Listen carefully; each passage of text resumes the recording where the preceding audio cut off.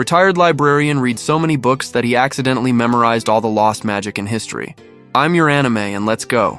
Imagine spending your entire life reading books in a dusty library, thinking you're just a boring old man with a hobby, when you suddenly realize you've memorized every single spell, ritual, and magical technique that was supposed to be extinct for thousands of years.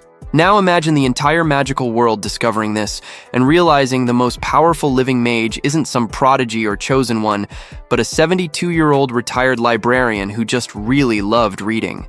This is the story of Theodore Blackwood, who accidentally became the most dangerous person alive simply by doing what he loved most. And now everyone from dark mages to holy orders wants either his knowledge or his head. Before we dive into this absolutely wild journey of books and forbidden power, smash that like button if you love stories where the underdog is secretly overpowered, hit subscribe because we cover the most creative magic systems every week, and drop a comment telling me what lost knowledge you'd want to memorize if you could. Now let's get into this masterpiece. Theodore Blackwood is 72 years old and has just retired after 50 years working at the Grand Archives of Luminara. The archives are massive. 3 million books, ancient texts, historical records, magical treatises, everything humanity has ever written, preserved in climate-controlled chambers beneath the capital city.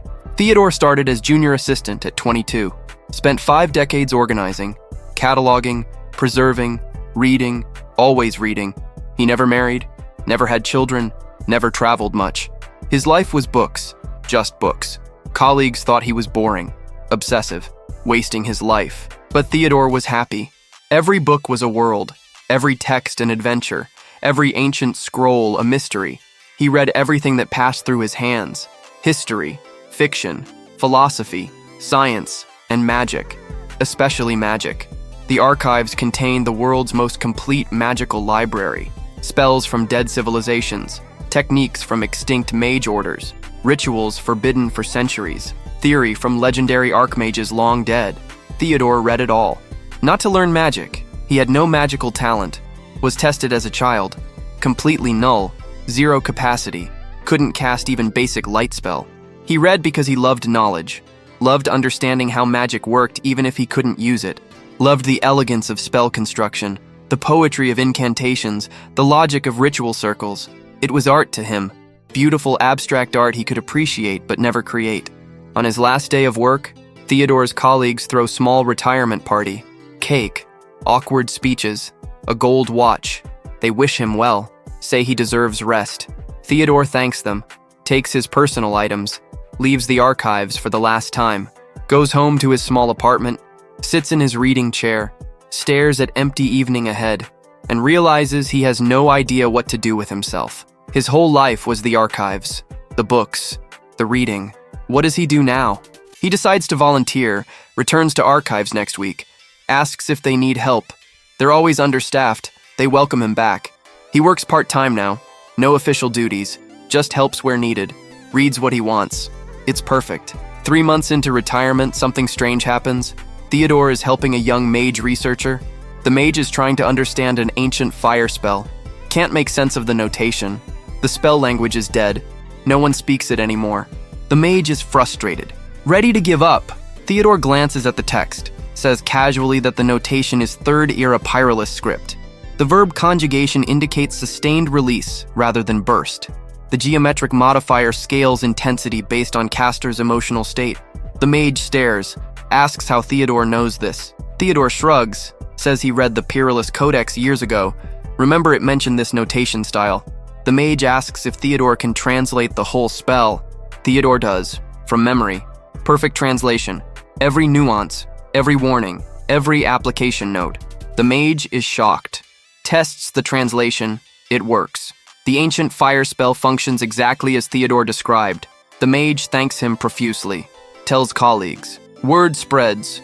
Soon other researchers are asking Theodore for help. Ancient texts no one can decipher. Lost techniques no one understands. Obscure references no one can place. Theodore answers everything. From memory. Perfectly. He doesn't think it's remarkable. He's read all these books. Of course he remembers them. That's what happens when you read something. You remember it. Doesn't everyone? No, they don't. Normal people forget. Even mages with enhanced memory forget details. But Theodore remembers everything. Every book, every page, every word, perfect recall, total retention, photographic memory so complete it's supernatural, except it's not supernatural. It's just him, always has been. He never realized it was unusual, thought everyone remembered what they read, just assumed other people didn't read as much. The researchers start testing him, show him obscure texts, ask about specific pages. Theodore recites them perfectly, word for word, including typos, including margin notes, including the water stain on page 47. He's not just remembering content, he's remembering books, visual memory, complete storage. His brain is living library.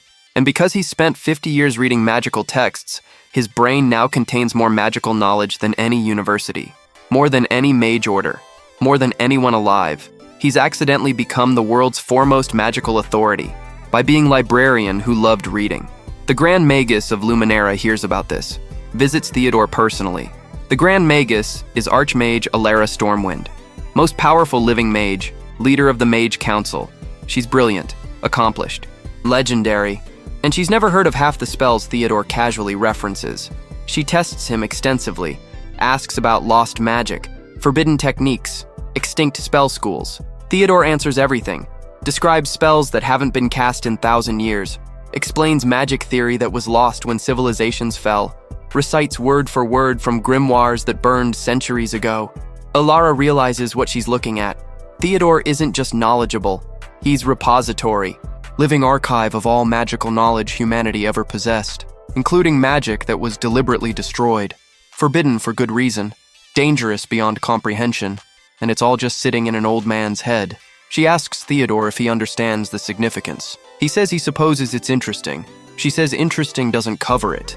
She asks if he knows the 7th seal of binding. Theodore says of course. It's in the Necromancer's Compendium Volume 3. She says that book was burned during the Purge. Theodore says yes, but he read it before that. Remembers it fine. She asks if he could perform the spell. Theodore laughs, says he has no magic, can't cast anything. She says, but he could teach it. Theodore pauses, says he supposes he could. Hadn't thought about it. Alara explains carefully. The 7th seal can bind souls, prevent death, create immortal servants. It was forbidden because it's effectively slavery. Every copy was destroyed. Every mage who knew it was executed. Humanity agreed it should never be used again, and Theodore can teach it from memory. Theodore goes pale, says he won't. She says she knows, she trusts him, but others won't. When word gets out that he knows forbidden magic, dangerous people will come for him, will try to extract the knowledge, will torture him, kill him, use him. He's in danger. Theodore asks what he should do. Alara says she can offer protection. The Mage Council will guard him, keep him safe. In exchange, he helps them understand lost magic, recover techniques that were lost accidentally rather than destroyed deliberately, advance magical research by centuries. Theodore agrees, moves into council headquarters, gets private quarters, full security, access to research facilities, and teams of researchers eager to learn from him. The first months are productive. Theodore helps recover dozens of lost spells, healing techniques from ancient empire, agricultural magic that increases crop yields, architectural spells that make buildings earthquake-proof, all good magic, all helpful. The researchers are ecstatic, but then the requests get stranger. A military mage asks about war magic, spells used in ancient conflicts. Theodore knows them, describes them, realizes mid-explanation that he's teaching someone how to make weapons. He stops, says he's uncomfortable. The military mage says it's for defense. Theodore says that's what everyone says, refuses to continue. The mage complains to Alara. She backs Theodore, says he has right to refuse. But the incident makes Theodore think. How much of his knowledge is dangerous? How much should never be shared? He starts cataloging in his mind, separating what he knows into categories. Safe, potentially dangerous, absolutely forbidden. The forbidden category is huge. Necromancy, soul magic, mind control, flesh crafting, demon summoning, reality warping, hundreds of techniques that were banned for excellent reasons, all stored perfectly in his memory, all accessible, all teachable. He's walking grimoire of forbidden knowledge, and people are starting to realize it. The first assassination attempt comes 6 months after he joins the council. A dark mage infiltrates headquarters, tries to kidnap Theodore. extract his knowledge through torture and dark magic. Council guards stop the attempt. The dark mage is killed, but the message is clear. Theodore's knowledge is valuable enough to kill for. Security increases. Theodore gets bodyguards, magical wards, constant surveillance. He's no longer free. He's prisoner. Gilded cage. But cage nonetheless. He misses his old life, his apartment, his reading chair, his simple routine. Alara apologizes, says it's temporary. Once the danger passes, he can return to normal life. But they both know that's lie. The danger won't pass, will only grow. As more people learn what Theodore knows, more will try to take it. Second attempt is more sophisticated. Infiltrator disguised as researcher. Spends weeks gaining Theodore's trust, then tries to use memory extraction spell. Theodore doesn't notice, has no magical sense, but the wards do. The infiltrator is caught, interrogated, reveals he works for the Shadow Syndicate, a criminal organization that deals in forbidden magic. They want Theodore's knowledge to sell, to teach, to use. The Syndicate is powerful, has resources, won't give up. Alara suggests something drastic: memory sealing. They can use magic to lock Theodore's dangerous knowledge, make it inaccessible. He'd remember safe magic, but forbidden techniques would be sealed away. Theodore considers this. It would solve the problem. No one could extract what's locked. He'd be safer, less valuable as target, but he'd lose part of himself. Lose access to knowledge he's carried for decades. Feels wrong, like cutting off limb. He refuses, says the knowledge is part of him. He won't mutilate his mind to feel safer. Alara respects this, but warns the danger will escalate. She's right. Third attempt involves his former colleagues. The Shadow Syndicate kidnaps 3 people Theodore worked with for decades, threatens to kill them unless Theodore shares forbidden magic. Theodore is devastated. These are his friends, his only friends. He wants to save them, starts to agree. Alara stops him, says if he gives in once, there's no end. They'll keep taking hostages, keep demanding knowledge. He'll spend rest of his life being blackmailed. Theodore knows she's right, but can't let his friends die. Alara says they'll rescue them. She assembles team, best combat mages, infiltration specialists. They raid the Syndicate hideout, rescue 2 colleagues. Third is already dead, killed as warning. Theodore attends the funeral, feels crushing guilt. His knowledge killed someone. His refusal to share killed someone, even though he knows that's not rational, that the Syndicate killed them, not him. Still feels responsible. He tells Alara he can't do this anymore.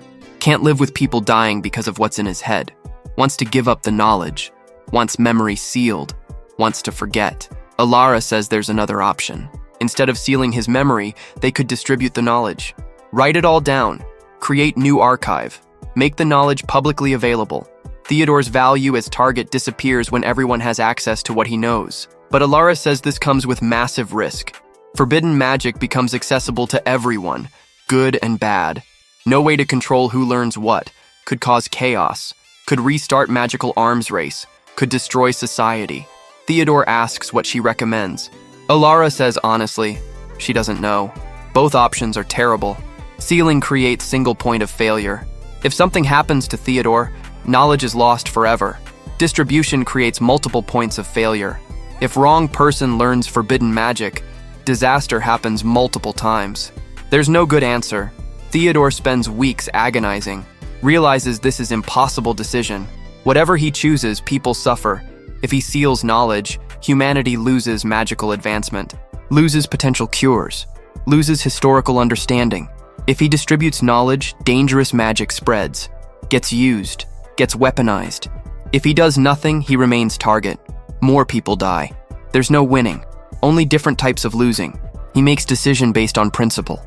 Knowledge should be free, should be accessible, should be shared. Hoarding creates power imbalances, creates elite who know things others don't. Creates exactly the system that made his knowledge dangerous in first place. He chooses distribution, tells Alara to start the project. They'll write everything down, every spell, every technique, every forbidden ritual, all of it. No secrets, no restrictions, complete transparency. Alara warns this will take years, decades possibly. Theodore's knowledge is vast. Cataloging it all will be a monumental task. Theodore says he has time, he's retired, nothing else to do. The writing project begins. Teams of scribes work with Theodore. He dictates. They record. They start with safe magic, proceed to questionable, eventually reach forbidden. Theodore describes magic that hasn't been cast in millennia, necromantic rituals that raise armies of dead, mind control spells that turn people into puppets, soul binding that creates immortal slaves, reality warping that breaks fundamental laws of nature. The scribes are horrified. Some refuse to continue. Say this knowledge should die with Theodore. That writing it down is insane, irresponsible, evil. Theodore understands their fear, but holds firm. Says ignorance doesn't create safety, creates vulnerability. That forbidden magic exists whether they write it down or not. That darkness doesn't disappear when you close your eyes. Better to understand the danger than pretend it doesn't exist. If you're absolutely hooked on this story about a librarian who accidentally became the most dangerous person alive through reading, hit that like button and make sure you're subscribed, because this gets even more intense. Trust me, wait until you see what happens when Theodore's forbidden knowledge gets into the wrong hands anyway. Let's continue. 5 years into the documentation project, the inevitable happens. Someone steals partial manuscript, gets access to several forbidden spells before security catches them. The thief escapes, vanishes. 2 weeks later, a city burns. Forbidden fire magic from Theodore's dictation, uncontrollable, spreading, consuming. 3,000 people die before mages contain it. The world blames Theodore. Public opinion turns. He's monster who released evil knowledge, mass murderer, terrorist. There are calls for his execution, for the project to be shut down, for all manuscripts to be destroyed. Theodore is crushed. He tried to help, tried to make knowledge accessible. Instead, created tragedy, gave someone weapon to kill thousands. Maybe the critics were right. Maybe some knowledge should die. Ilara protects him, says the thief is responsible, not Theodore, not the project. That blaming knowledge for misuse is like blaming sword for murder. The tool isn't evil, the wielder is, but public doesn't care about nuance. They want someone to blame, want punishment, want justice. The Mage Council debates. Should they continue? Should they stop? Should they execute Theodore to appease the mob? Ilara fights for him, says killing Theodore doesn't undo the tragedy, doesn't prevent future ones. The knowledge exists whether Theodore lives or dies. Better he lives and helps them understand it. The council votes. Narrow margin. They continue the project, but with new restrictions. Everything Theodore dictates is classified, locked away, accessible only to council leadership. Exactly the elite hoarding Theodore was trying to prevent. He's furious, says this defeats the purpose. They're creating exactly what he opposed. Ilara says it's compromise. Better than nothing. Better than him dead. Theodore disagrees, stops cooperating with the project, says he won't contribute to system that restricts knowledge to powerful. That creates magical aristocracy. That goes against everything he believes. They reach stalemate. Project halts. Years of work sits in vaults, inaccessible, unused. Theodore remains under protection, but refuses to help, refuses to teach, refuses to share. If knowledge won't be free, he won't give it. 3 years pass. Theodore is now 80, spending his days reading in secure facility. Not archives, smaller library, council-controlled. He misses the grand archives, misses the freedom, misses his old life. Then something unexpected happens. A young mage named Lyra approaches him. She's 19, academy student, brilliant but poor, can't afford advanced training, can't access restricted texts. She heard about Theodore, about his knowledge. She begs him to teach her, says she wants to learn not for power, but for understanding, for beauty of magic itself. She reminds Theodore of himself, of why he loved reading, of genuine curiosity rather than hunger for power. He agrees to teach her, secretly, against council rules. She visits regularly. He teaches her magic. Not forbidden techniques, just beautiful, elegant magic that's forgotten, poetry in spell form. She learns quickly, appreciates the artistry, shares his wonder. They become friends. First real friend Theodore's had since retirement. She sees him not as repository, not as weapon, not as threat, but as teacher, as person, as someone who loves knowledge for its own sake. Their sessions continue for months. Theodore rediscovers joy in teaching, in sharing, in watching someone else appreciate what he appreciates. Lyra blossoms. Her magic becomes sophisticated, elegant, artistic. She uses techniques no one else knows, techniques Theodore taught her. Other students notice, ask where she learned. She says from books, from old texts, doesn't mention Theodore. But academy professors recognize the style, the sophistication. These aren't student-level techniques, these are lost arts. They investigate, discover she's been visiting Theodore, confronting him, accuse him of breaking council directives, of teaching without authorization, of potentially spreading dangerous knowledge. Theodore says he taught nothing dangerous, nothing forbidden, just beautiful magic he wanted to share. They say that's not his decision. That council controls what he teaches, who he teaches. He's too valuable to act independently. Theodore realizes something fundamental. He's not protected. He's imprisoned. The security isn't for his safety. It's to control him, to control his knowledge, to ensure he serves council interests rather than his own values.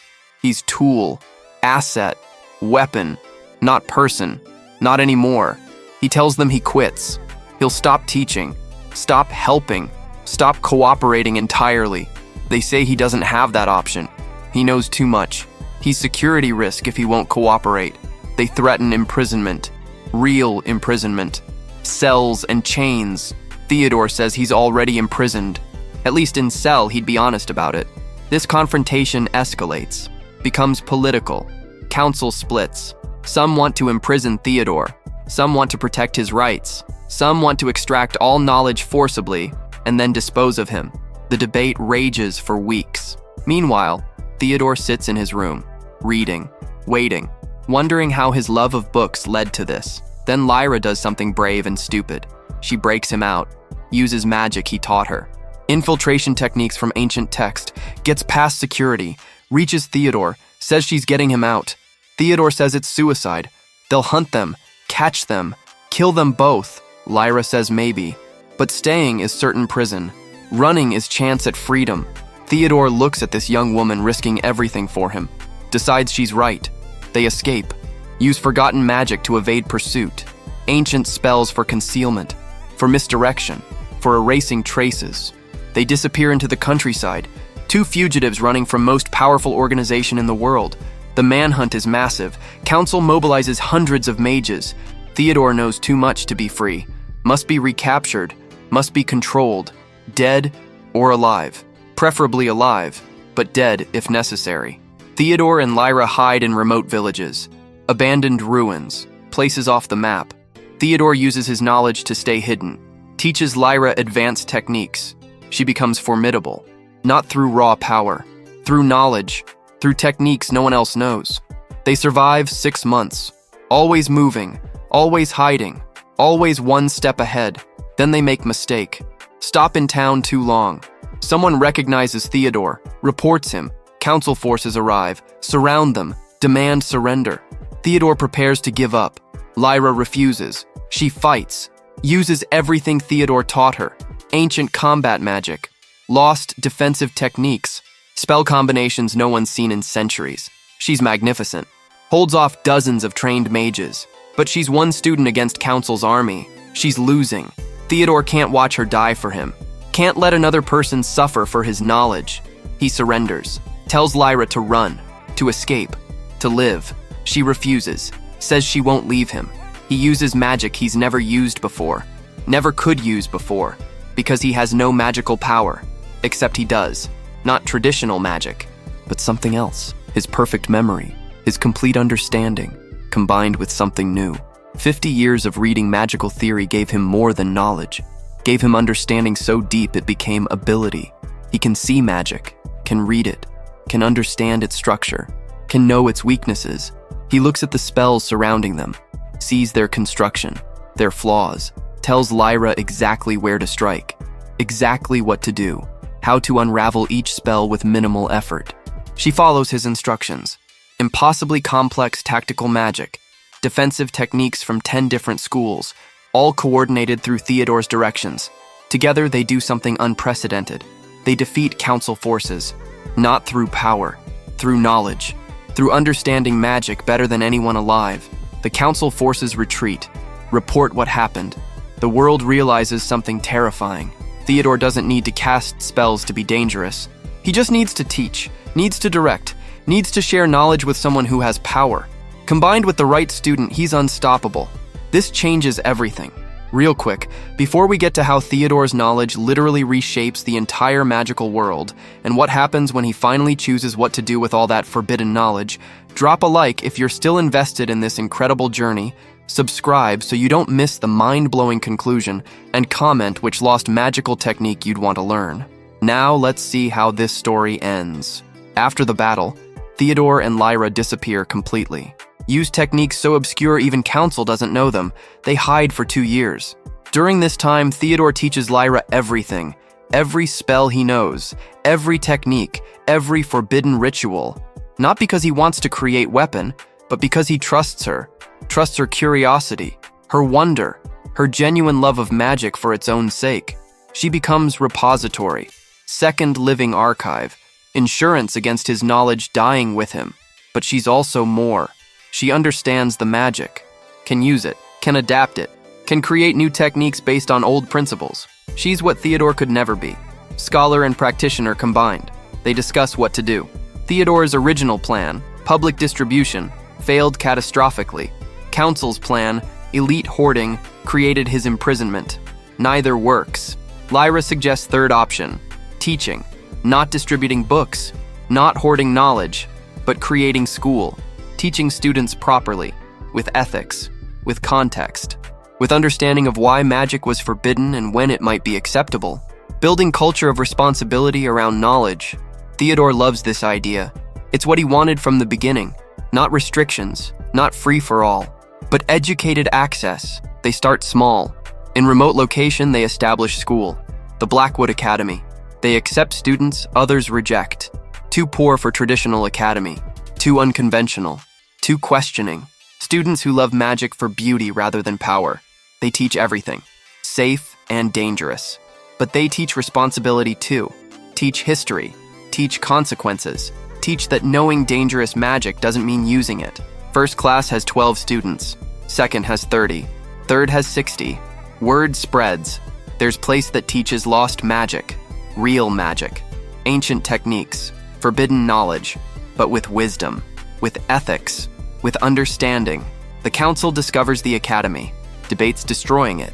But public opinion has shifted. People are tired of magical knowledge being controlled by elite, tired of restrictions, tired of council deciding who deserves knowledge.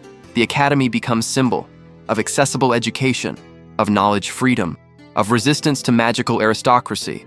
Council can't destroy it without confirming they're suppressing knowledge, without admitting their gatekeeping power. They're stuck. The academy grows. After 5 years, has 300 students. After 10, 2,000. It becomes institution, alternative to traditional magical education, place where curiosity is valued over obedience, where questions are encouraged rather than punished, where dangerous knowledge is taught with appropriate context rather than hidden away. Theodore is 87 now, still teaching, still sharing, still loving books. But now he's surrounded by students who share his passion, who see magic as art, who understand the responsibility. Lyra runs daily operations. She's 32, accomplished mage, respected teacher, Theodore's successor in every way. She's expanded his teaching, created curriculum that balances knowledge with wisdom, power with responsibility, understanding with ethics. Together, they've built what Theodore dreamed of, not knowledge restricted to elite, not knowledge available without context, but knowledge earned through study, through demonstrating understanding, through proving you comprehend why something is dangerous before learning how it works. The Academy's graduates are changing magical world. They know techniques no one else does, but they use them responsibly. They understand power's cost. They remember history's lessons. They're proof Theodore was right. That knowledge can be shared safely, if taught properly, with appropriate preparation, with cultural foundation of responsibility. Traditional academies notice. Start adapting Blackwood methods. Start teaching ethics alongside techniques. Start providing context instead of just rote memorization. Magical education improves across the world, all because one old librarian refused to let knowledge be controlled. At 90, Theodore is still alive, still reading, still teaching occasional classes. He's legend now, the librarian sage, the man who memorized all lost magic, who escaped the council, who built academy that changed everything. But to his students, he's just Professor Blackwood, kind old man who loves books, who gets excited explaining ancient spell theory, who treats dangerous magic with respect but not fear, who believes knowledge should be free but not thoughtless. He's written his story, full autobiography, including everything: how he memorized magic accidentally, how he became target, how he escaped, how he built academy, how he changed magical education. The book is published, becomes bestseller, required reading in magical schools everywhere, not for spell techniques, for philosophy, for approach to knowledge, for demonstration that librarian can change the world through reading and sharing. Theodore dies at 93, surrounded by students, by books, by Lyra. He dies having achieved something remarkable. He took knowledge that made him target, that nearly destroyed him, and turned it into foundation for better world. He proved dangerous knowledge doesn't have to be locked away, just taught carefully. That forbidden magic can be understood without being practiced. That sharing knowledge reduces danger rather than increasing it. His funeral is attended by thousands: students, teachers, mages, scholars, even some council members who respect what he built. They don't mourn, they celebrate. The librarian who read so many books he changed the world, who proved love of knowledge can be revolutionary, who demonstrated that ordinary person with extraordinary dedication can achieve anything. Lyra inherits leadership of Blackwood Academy. She continues his mission, expands it, creates satellite schools, spreads the philosophy. Within generation, magical education has completely transformed. Theodore's approach becomes standard: knowledge with context, power with responsibility, freedom with ethics. The world is better for his existence, more educated, more responsible, more free. And it all started because old man loved reading, loved books so much he remembered everyone, loved knowledge so much he couldn't keep it to himself. That love changed everything. The retired librarian who accidentally memorized all lost magic, who became most dangerous person alive, who turned that danger into opportunity, who built school, who transformed education, who proved that knowledge wants to be free but needs to be taught. His legacy lives in every academy graduate, in every properly taught dangerous technique, in every student who learns that power requires wisdom, that knowledge demands responsibility, that understanding the forbidden is different from practicing it.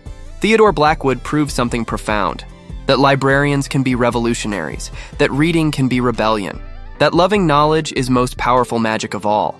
Not because knowledge creates power, but because knowledge properly shared creates better world. He spent 50 years reading books, spent 40 more sharing what he learned, spent every moment of 93 years proving that curiosity, combined with dedication, combined with genuine care for knowledge's proper use, can transform civilization. The common librarian who became uncommon sage, who memorized everything, who shared everything, who taught everything, always with wisdom, always with context, always with love for magic's beauty rather than its power. That's Theodore Blackwood. That's his complete story. From dusty library to academy founder, from forgotten worker to legendary teacher, from nobody to somebody who mattered, not through power, through knowledge, not through magic, through reading, not through destiny, through choice, the choice to share, the choice to teach, the choice to believe that knowledge should be free but thoughtfully given. That choice changed the world, made it better, made it wiser, made it freer, forever. Just like every book Theodore ever read, the knowledge was permanent, the impact was real, the legacy is eternal. Common librarian, uncommon memory, extraordinary dedication, universal impact. That's the power of reading, of learning, of sharing, of teaching properly. Theodore proved it, lived it, taught it, and the world, forever changed by one old man who loved books too much to keep them to himself, remembers, honors, learns. That knowledge is power. But wisdom is knowing how to use that power, and love is sharing it anyway. The retired librarian, the lost magic, the new world, all because someone read and remembered and cared forever. But there's more to Theodore's story that needs to be told. The middle years between his escape and the Academy's founding, the years he spent truly understanding what he'd become and what his knowledge meant for the world. After Theodore and Lyra escaped the council, they didn't immediately start teaching. They spent 2 years in hiding, yes, but those years weren't idle. Theodore used that time to do something he'd never done before. He actually tried to cast magic. For 78 years, he believed he had no magical capacity. The childhood test said 0. He never questioned it, never tried again. But during the escape, something happened. When he directed Lyra's spells, when he saw the magical structures and knew exactly how to unravel them, he felt something, a connection, not to magic itself, but to understanding. What if his magical capacity wasn't 0? What if the test measured wrong thing? Traditional magic requires raw power, mana reserves, magical energy you're born with. Theodore had none of that. But magic isn't just power. It's structure, it's knowledge, it's understanding. Theodore had more understanding than anyone alive. What if that was its own kind of magic? He experiments, tries to cast simple light spell, focuses on the structure, the theory, the mathematical perfection of the spell construct. Nothing happens, no light, no magic. He has no power to fuel the spell, but he feels something, a resonance, like his understanding is trying to connect with reality. He tries different approach. Instead of casting spell, he tries to see magic. Really see it. Not metaphorically. Actually perceive magical energy the way mages do. He focuses, uses every meditation technique he's read about, every perceptual enhancement method from ancient texts, every third eye opening ritual from forgotten grimoires, and suddenly he sees, not with eyes, with mind, with understanding. The world lights up. Magic is everywhere. In the air, in the ground, in living things. It's beautiful, complex, mathematical. It's exactly how the ancient text described it. But Theodore is seeing it without magical sense, without traditional perception. He's seeing it because he understands it so completely that his mind created the perception from pure knowledge. Lyra is stunned. She tests him, casts spell, asks Theodore what he sees. He describes it perfectly. Every component, every energy flow, every structural element. Things even she doesn't notice because she's focusing on casting. Theodore isn't casting. He's just observing, understanding. It's perfect analysis. He starts using this ability. When they need to hide, Theodore examines magical defenses, sees their weaknesses, tells Lyra exactly how to bypass them. When they need information, Theodore reads magical residue, sees what spells were cast recently, reconstructs events from magical traces. It's not traditional magic. It's something else.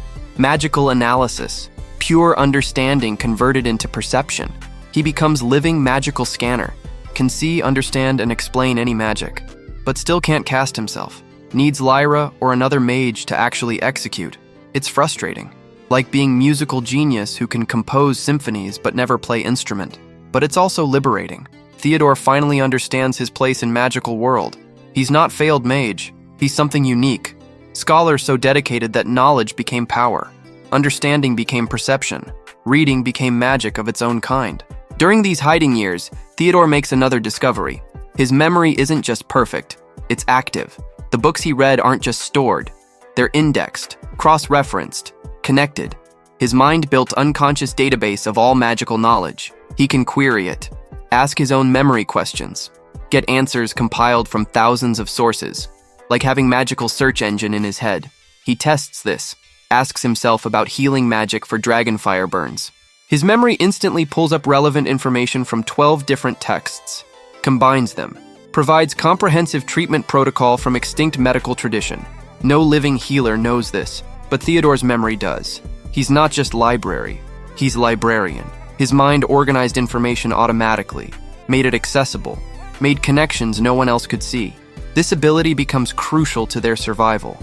Every problem they face, Theodore queries his memory, gets solution from some ancient text, some forgotten technique, some obscure reference. He's effectively walking encyclopedia that can think, that can reason, that can apply knowledge rather than just store it. Lyra realizes something profound. Theodore represents new kind of magic, knowledge magic, power through understanding rather than energy. It's not flashy, can't throw fireballs, can't stop time, but it's versatile, it's comprehensive, it's unbeatable in its domain. Because you can't have more magical knowledge than someone who's memorized every magical text ever written. The council realizes this too. That's why they wanted him imprisoned. Not just for what he knows, but for what he is. Living proof that magic can be approached through study rather than talent, through dedication rather than bloodlines, through democracy rather than aristocracy. Traditional magical education emphasizes natural talent, mana capacity, magical bloodlines, creates hierarchy where powerful families stay powerful, weak families stay weak. Theodore threatens that, proves anyone who reads enough can have magical power, different kind, but power nonetheless. If his example spreads, if people realize knowledge is magical path, entire social structure shifts. No more magical nobility, no more peasant non-mages, just scholars and non-scholars. And anyone can become scholar. They just need books and dedication. This is real reason Council wanted him controlled. Not because his knowledge is dangerous, because his example is revolutionary. During the 2 years hiding, Theodore and Lyra meet others like them, magical refugees, people fleeing Council control, mages who questioned, scholars who spoke out, revolutionaries who wanted magical knowledge accessible. They form underground network, share information, help each other hide, build foundation for resistance. Theodore becomes their teacher, their inspiration, their proof that magical establishment is wrong, that knowledge should be free, that understanding is power. This network eventually becomes Blackwood Academy's first staff. These refugees become teachers, administration, support. They're invested in Theodore's vision because they lived the alternative. They experienced magical authoritarianism. They know why change is necessary. When Academy finally opens, it's not just Theodore and Lyra. It's community, movement, revolution disguised as school. They teach more than magic. They teach that knowledge is right, not privilege, that understanding should be accessible, that power through study is legitimate path. First graduating class from Blackwood Academy creates scandal. These students know magic that Council mages don't, use techniques from extinct traditions, combine schools in ways traditional academy forbids, and they came from nowhere. Poor families, no magical bloodlines, no inherited power, just students who studied hard, who learned from Theodore, who proved that dedication beats talent. Traditional academies are furious. These graduates are outperforming their elite students, taking jobs, winning duels, solving problems, all through knowledge rather than raw power. It's embarrassing, it's threatening, it's exactly what Theodore wanted. The Council tries to shut down Blackwood Academy multiple times. Legal challenges, attempted raids, propaganda campaigns. Theodore fights them all, not with magic, with lawyers, with public relations, with political maneuvering. He's learned more than magical theory from ancient books. He's learned history, strategy, rhetoric, uses all of it to protect his academy, and he wins because public supports him. People love underdog story, love idea that knowledge beats bloodlines, love that old librarian outmaneuvered magical elite. Blackwood Academy becomes cultural phenomenon, symbol of accessible education, of knowledge democracy, of power to the people.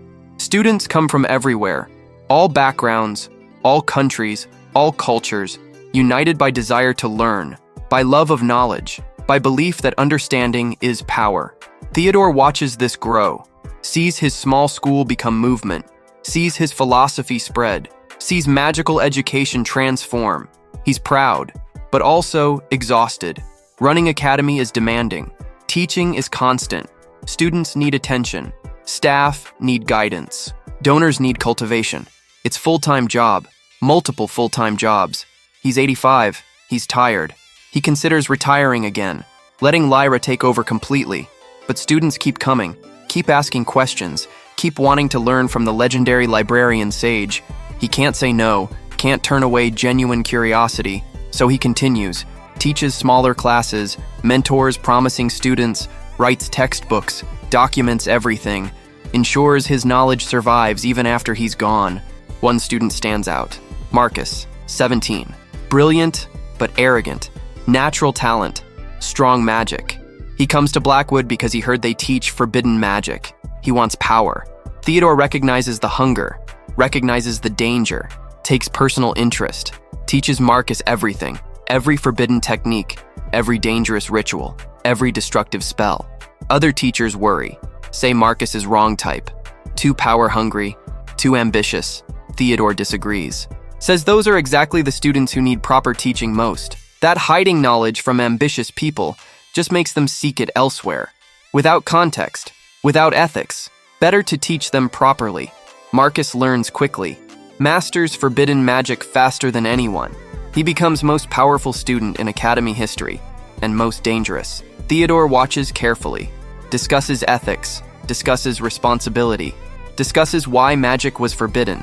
Marcus listens, seems to understand, then graduates, and disappears. 6 months later, news breaks.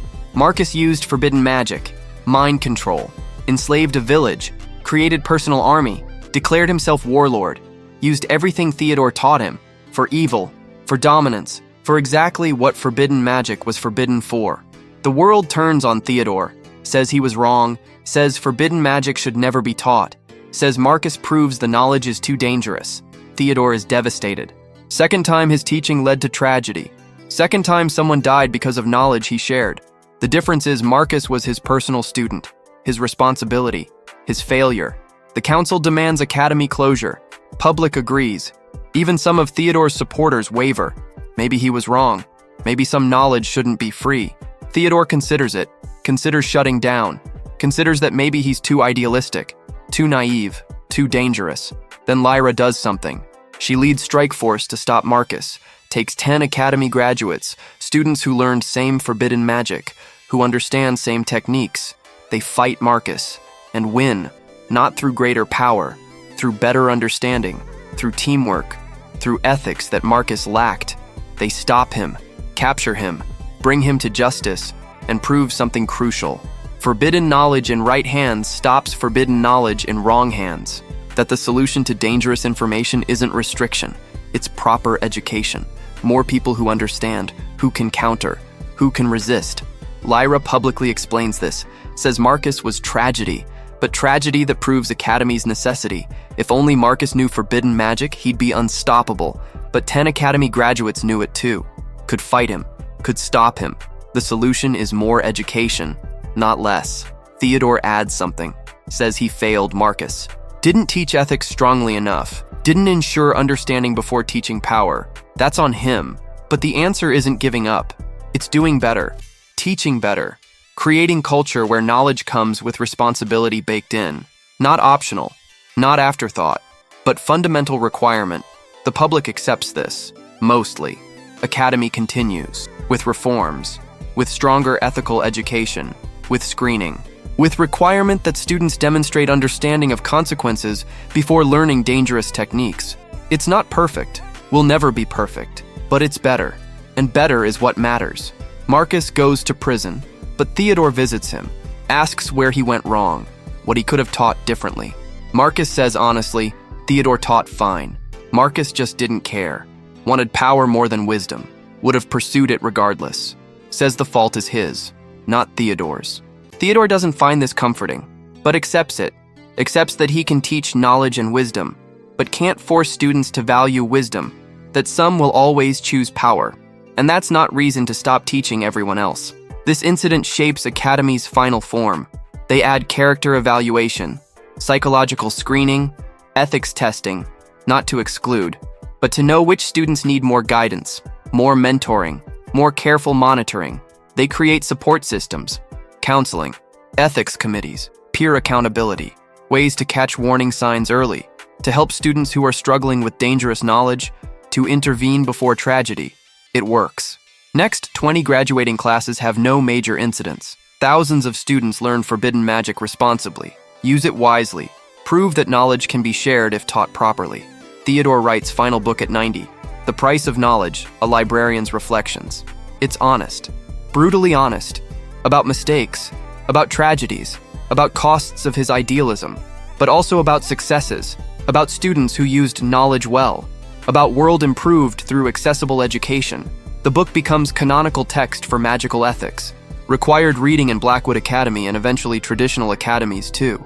It teaches that knowledge is powerful, that power is dangerous, that danger requires respect, but not fear, that proper teaching can make dangerous knowledge safe. Not perfectly safe, never perfectly safe, but safer than ignorance.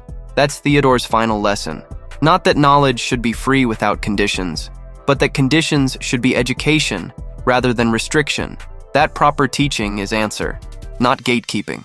This distinction becomes foundation of modern magical education. Knowledge is accessible, but only after demonstrating readiness, after understanding consequences, after proving you value wisdom as much as power. It's democratic. Anyone can access anything, but you have to earn it through learning, through understanding, through demonstrating responsibility. No bloodlines required, no inherited privilege, just dedication to understanding fully before applying partially. This is Theodore's legacy, not the specific spells he taught, but the framework for teaching them, the philosophy of accessible knowledge requiring earned access, the balance between freedom and responsibility. Every magical student in the world learns under system influenced by Theodore, learns that knowledge is right, but responsibility is requirement, learns that understanding is power, but wisdom is understanding's proper use, learns that librarian who loved reading too much changed how humanity approaches dangerous information forever, not through restricting it, through teaching it properly.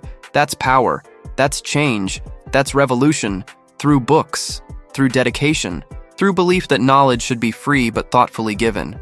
Theodore proved it works, lived it, taught it, built system that outlasted him by centuries. That's immortality, not living forever, but creating ideas that live forever, teaching lessons that echo eternally, building frameworks that shape civilizations. The retired librarian who read too much, who knew too much, who shared too much, and in sharing, taught the world how to share properly.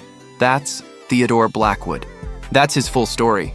From dusty library to academy founder to philosophical framework that reshaped magical education forever, all because he loved books and remembered what he read and couldn't keep knowledge to himself, but learned to share it wisely. That last part, that wisdom, that's what made the difference, what made tragedy into triumph, what made danger into opportunity, what made his life matter forever. There's a particular period in Theodore's later years that deserves deep examination. The years when he wasn't just running an academy, but actively transforming how the entire world understood the relationship between knowledge and power. When Theodore was 88, a crisis emerged that would test every principle he'd built his life around. A plague swept through the southern kingdoms. Not a disease, a magical plague. Curse that spread through touch, through proximity, through shared magical resonance. It drained mana from victims, left them magically null, permanently. For mages, this was death sentence. Their identity, their livelihood, their power, all gone. The plague spread quickly, infected thousands. Traditional magical healing couldn't stop it.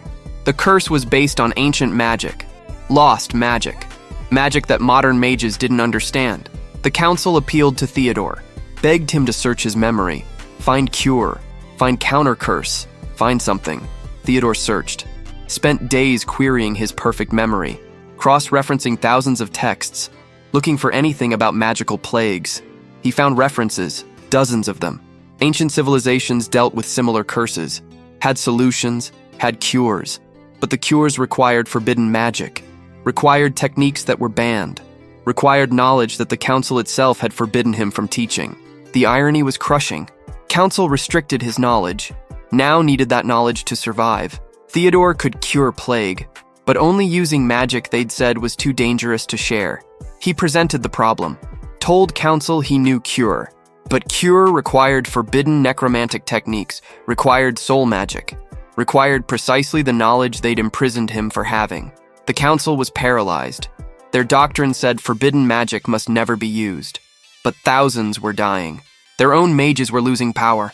What mattered more, principles or survival? The debate raged for weeks, while people died, while plague spread, while the body count grew. Theodore watched with bitter satisfaction. He'd told them restricting knowledge was mistake, told them forbidden magic might be necessary someday. They didn't listen. Now they faced consequences. Some council members begged him to share cure anyway, secretly, break their own rules to save lives. Theodore refused, said if he was right about knowledge accessibility, council needed to admit it publicly, needed to acknowledge they were wrong, needed to change policy. Otherwise, this would happen again. They'd restrict knowledge, face crisis, beg for that knowledge, then restrict it again after crisis passed. Cycle needed to break. The council debated more.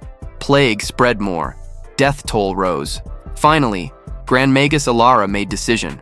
She publicly announced council was wrong, that Theodore was right, that forbidden knowledge needed to be accessible in emergencies, that restriction endangered more people than it protected. She asked Theodore to share cure. He did. taught emergency teams the necromantic counter curse, taught them soul magic required to repair mana channels, taught them everything needed to stop plague. The teams worked, cured thousands, stopped plague's spread, saved lives, used forbidden magic for good, proved Theodore's point. That forbidden doesn't mean evil, means dangerous. And dangerous tools are sometimes necessary. This incident shifted public opinion permanently. People saw forbidden magic save them, saw it used responsibly, saw it made accessible through proper teaching rather than restriction. The council reformed, changed policy, acknowledged that Blackwood Academy approach was correct. That knowledge should be accessible but taught properly. That restriction created more danger than it prevented. Theodore had won, not through force, not through rebellion, but through being right, through waiting for reality to prove his point, through letting consequences of restriction become undeniable. It was satisfying, but also sad. Thousands died while council learned lesson. Theodore tried to teach peacefully. Those deaths could have been prevented if council listened decades earlier. Theodore wrote about this, about cost of ignorance, about price of restriction, about how many people die when knowledge is locked away. The essay, The Plague That Proved the Point, became required reading in medical ethics, in political philosophy, in magical policy. It demonstrated that information doesn't just empower, it saves lives, and restricting it kills. After the plague, Theodore's influence expanded massively. Other kingdoms reformed their magical education, adopted Blackwood methods, made knowledge accessible. Traditional academies changed curriculum, added ethics, added context, added requirement to demonstrate understanding before application. The world transformed, not overnight, not completely, but measurably. Direction shifted, from restriction toward education, from gatekeeping toward accessibility, from magical aristocracy toward knowledge democracy. Theodore watched this happen, saw his life's work validated, saw principles he'd fought for become mainstream. But he also saw new problems emerge. With knowledge accessible, more people learned magic. Good thing, but also meant more people misused it. Not maliciously usually, just carelessly, accidentally, without proper supervision. The incidents were smaller than Marcus. No warlords, no mass casualties, but frequent, regular, constant stream of magical accidents from newly educated amateur mages. Critics said this proved restriction was right, that common people couldn't be trusted with dangerous knowledge, that Theodore's vision led to chaos. Theodore disagreed, said accidents happen during learning. That's why you teach. That's why you supervise. That's why you build support systems. The answer isn't less education. It's more, better, with follow-up, with continuing education, with community support. Blackwood Academy adapted, created alumni network, ongoing training programs, support hotlines for magical emergencies. They didn't just teach and release, they maintained relationships, provided lifelong learning, built community. This model spread. Other schools copied it, created magical support infrastructure that hadn't existed before, where mages could ask questions, get help, consult with experts, without judgment, without restriction. The accident rate dropped, not to zero, never to zero, but to manageable levels. Levels comparable to any other dangerous profession, no worse than construction, or medicine, or heavy industry. Just another thing humans learn to do safely through proper training and support. Theodore wrote about this too. The Acceptable Cost of Knowledge, controversial essay, argued that some accidents are acceptable price of democratizing knowledge, that trying to eliminate all risk means restricting access, and restricted access kills more people than accidents do. Critics hated this, said he was cavalier about human life, that he valued abstract principle over actual safety. Theodore countered with statistics, showed more people died from restricted knowledge during plague than died from magical accidents an entire decade, proved his point mathematically. The debate raged. Theodore expected this, wanted it, said healthy society argues about principles, questions policies, demands evidence. That's not weakness, that's strength. Blackwood Academy taught this too, taught students to question, to debate, to demand evidence, not to accept authority. Even Theodore's authority, especially Theodore's. He told students to challenge him, to question his methods, to point out contradictions. Some did, argued he was hypocritical, saying knowledge should be free while requiring ethics training. Theodore said that's not hypocrisy. That's nuance. Knowledge is free, but responsibility is required. Like saying water is free, but you need to learn swimming before jumping an ocean. The distinction matters. Some students didn't accept this, left academy, pursued knowledge without restrictions they felt Theodore imposed. Several became problems, used knowledge carelessly, hurt people, hurt themselves. Theodore felt each failure personally, wondered if he should have tried harder, taught better, required more, but also knew he couldn't force learning, couldn't force wisdom, could only offer it, make it available.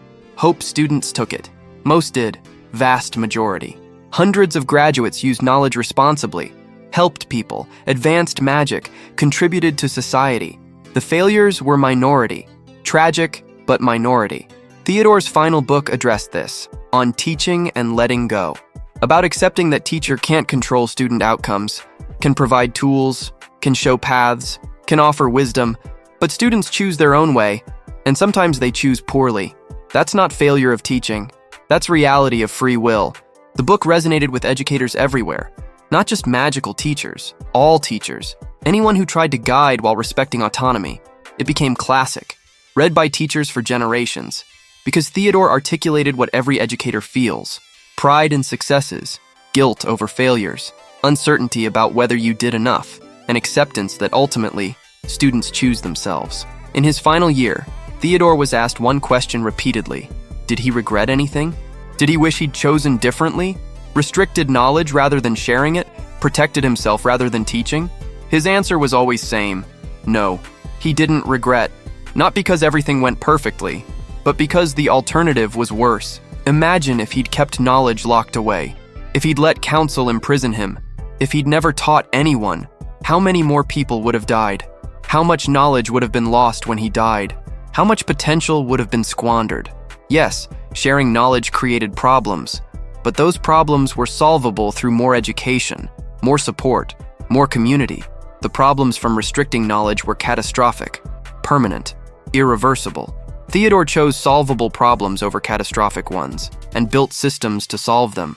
That was success, not perfect success, but real success, meaningful success, better than alternative. When Theodore died, he left comprehensive memoirs, hundreds of hours of interviews, detailed accounts of his decisions, his doubts, his failures, his successes. He wanted future educators to learn from his complete experience, not sanitized version, not just highlights, the full truth, including mistakes, including regrets, including consequences. The memoirs were published posthumously, became multi-volume set, The Blackwood Papers, a librarian's complete account. Students still study them, analyze them, debate them, find new insights. Because Theodore's life was more than inspiration. It was case study, in knowledge, in power, in education, in ethics, in balance. His choices weren't always right, his outcomes weren't always good, but his reasoning was documented. His process was clear. Others could learn from it, could do better, could build on his foundation.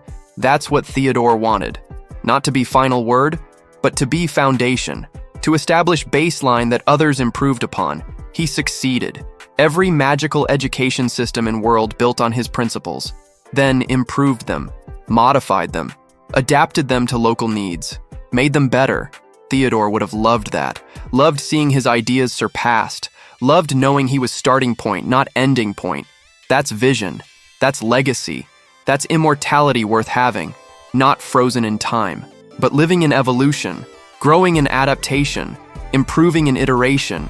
The retired librarian who read too much, who knew too much, who shared too much, and taught the world how to share better.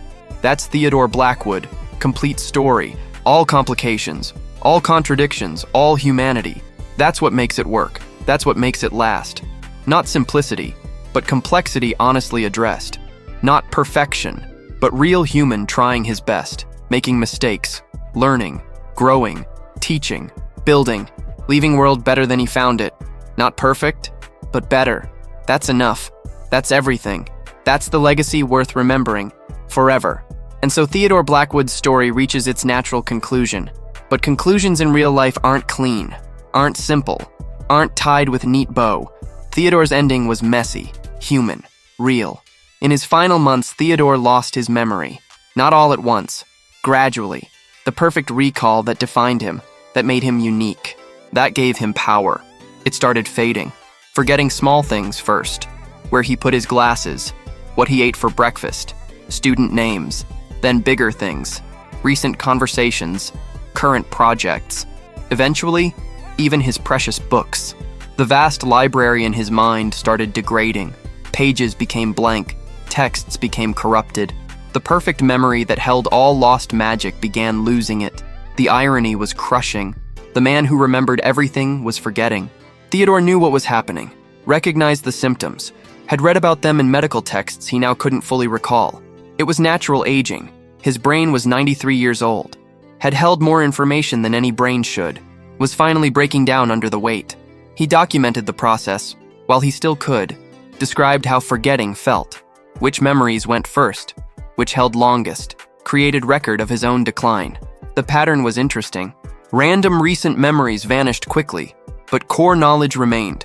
The books he'd read 50 years ago stayed clear. The spells he'd memorized as young man persisted. It was like his brain was triaging, keeping what mattered most, letting ephemeral fade. Lyra was devastated, watching her mentor, her teacher, her father figure forget her sometimes, forget where he was, forget that he'd already taught this spell yesterday. She tried everything, magical healing, experimental treatments. But brain degradation isn't something magic fixes easily, especially not a brain that had done impossible things for 9 decades. Theodore accepted it with grace, said he'd had good run, read more books than anyone in history, remembered them longer than should be possible. If he forgot now, well, he'd earned the rest. His only concern was the knowledge, the lost magic in his head. Once he forgot, it was gone again, lost again, forever. Unless they documented it, fast. The Academy mobilized, brought in scribes, magical recorders, memory extraction specialists. They worked against time, Theodore's declining memory, recording everything he still remembered, every spell, every technique, every lost art. It was race. Theodore forgetting faster than they could document. Some days he was lucid, remembered everything, dictated clearly. Other days he was confused, mixed up spells, conflated different texts, told same story 3 times. They worked with what they got, compiled it, cross-referenced it, hoped they captured enough. When Theodore died, his last words were fitting. He said, "I forgot something important, but I can't remember what," then smiled, closed his eyes, never opened them again. The Academy spent 2 years compiling everything they'd recorded, published it as the Blackwood Compendium, All Lost Magic Remembered, 20 volumes, thousands of spells, hundreds of techniques, everything Theodore knew, or close enough. It wasn't perfect. His forgetting meant some knowledge was lost, gaps existed, contradictions appeared, but it was more complete magical archive than had existed in millennia, more than anyone dared hope for. The compendium became foundation of modern magical research. Every new spell, every new technique, every new application. Researchers checked if Theodore had known precedent, if ancient texts described it, if lost civilization had already solved this problem. Usually, yes. Theodore had known, had read it, had remembered it long enough to share. His impact compounded, not just through academy, not just through graduates, but through preserved knowledge that would outlive everyone. Centuries after Theodore's death, magical researchers still reference Blackwood Compendium, still find new insights, still discover techniques Theodore mentioned briefly that no one followed up on. He's still teaching, still sharing, still contributing, through words left behind, through knowledge preserved, through dedication that transcended death. That's true immortality, not living forever in flesh, but living forever in impact, in knowledge shared, in students taught, in world improved. Theodore Blackwood achieved that.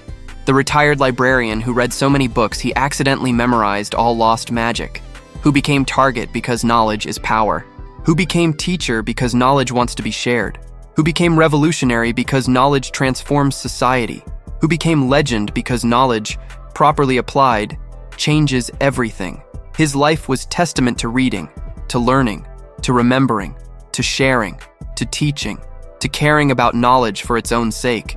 And that caring, that pure love of learning, that dedication to understanding, changed magical world forever, from restricted knowledge to accessible education, from magical aristocracy to knowledge democracy, from forbidden secrets to taught techniques, all because one old man couldn't keep what he learned to himself, couldn't let knowledge die, couldn't accept that understanding should be privilege. He democratized magic, not by making everyone powerful, but by making knowledge available to everyone willing to learn. That's revolution. That's transformation. That's legacy worth remembering. The common librarian who became uncommon sage, who memorized everything, who forgot eventually, but shared enough that forgetting didn't matter. Knowledge preserved, wisdom passed on, legacy secured. That's Theodore Blackwood, complete, complex, contradictory, human, who proved that loving books can change world, that reading matters, that knowledge is power, but only if shared. That's the final lesson, the one that ties everything together.